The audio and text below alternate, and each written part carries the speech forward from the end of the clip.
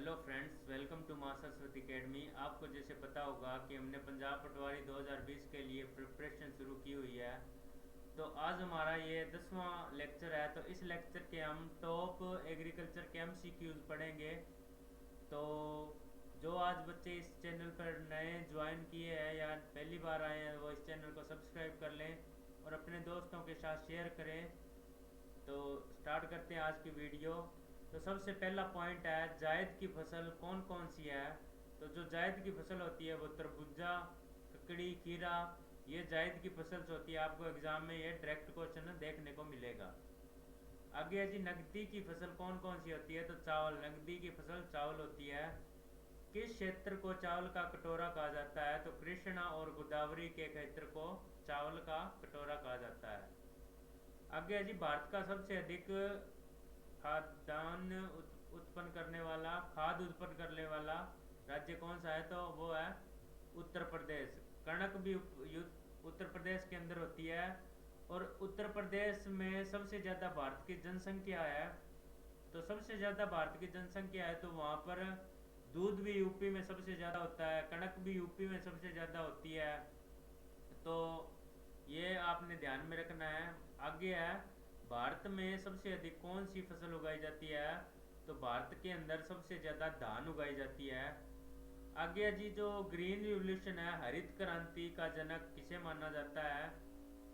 या कब वो शुरू की गई थी। तो 1967 से 68 में शुरू की गई थी। तो उसका जनक माना जाता है जी डॉक्टर एम एस स्वामीनाथन।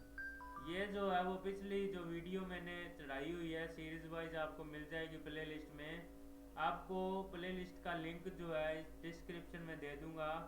आपको कोई भी स्टडी मटेरियल चाहिए स्टडी के रिगार्डिंग, कम्पिटिटिव एग्ज़ाम के रिगार्डिंग, तो आप हमारा यूट्यूब चैनल सब्सक्राइब कर सकते हैं या फिर हमारा फेसबुक के ऊपर पेज बना हुआ है, ग्रुप भी बना हुआ है माँ सरस्वती अकेडमी के नाम से, आप वो भी ज्वाइन कर सकते हैं।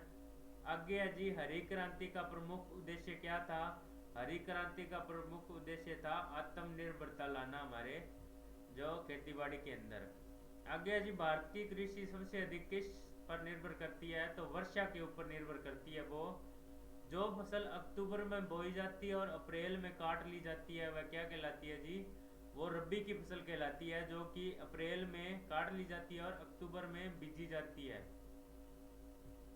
आगे है जी, जो फसल जुलाई में बोई जाती है और अक्टूबर में काट ली जाती है वह कौन सी है। वह खरीफ की फसल है।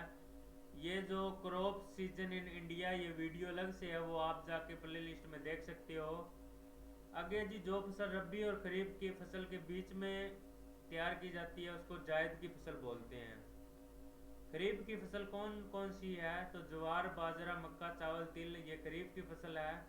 रबी की फसल कौन कौन सी होती है। तो गेहूं, चना, जौ, मटर, सरसों, आलू, ये सारी क्या है, रबी की फसल है। आगे है जी, दूध उत्पादन में भारत का कौन सा स्थान है। तो मैंने पहले भी बताया था कि दूध के उत्पादन में भारत का पहला स्थान है।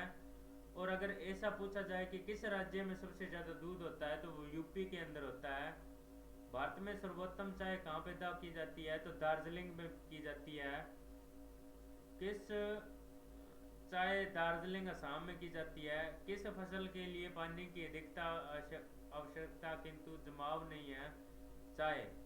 काजू का सबसे बड़ा उत्पादन राज्य कौन सा है। केरल है। रेशे वाली फसलें कौन कौन सी होती है। कपास, जूट, सन आदि ये रेशे वाली फसलें होती है।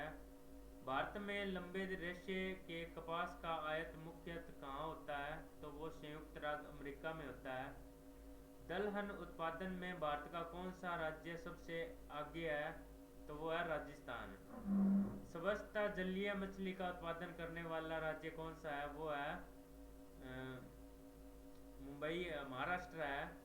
किस फसल की कटाई व बुआई में सबसे अधिक समय लगता है। गन्ना। तिलहन प्रौद्योगिकी मिशन की स्थापना कब हुई थी। 1986 के अंदर। भारत का उर्वरक उत्पादन में विश्व में कौन सा स्थान है। तो तीसरा स्थान है उर्वरक उत्पादन के अंदर। आगे जो वर्तमान में भारत के सकल घरेलू उत्पाद, जो स्मॉल लेवल पर घरेलू उत्पाद होते हैं, कृषि व सब क्षेत्र का योगदान कितना है। 13% है, 13.67% है। मूंगफली में दाने का औसत परसेंट कितना होता है? तो 70% दाने का मूंगफली में औसत परसेंट होता है। आगे है केंद्रीय शुष्क भूमि खेती अनुसंधान संस्थान कहाँ पर है? ये हैदराबाद के अंदर है। मक्का की खेती किस मौसम में की जाती है? तो खरीफ के मौसम में की जाती है। आगे है जी, गुलाबी क्रांति किसके लिए थी? तो झींगा उत्पादन के लिए। वैसे अनियन के लिए भी बोली जाती है, प्याज के लिए। भारत में कुल कार्यशील जनसंख्या कितने प्रतिशत भाग कृषि में लगा हुआ है?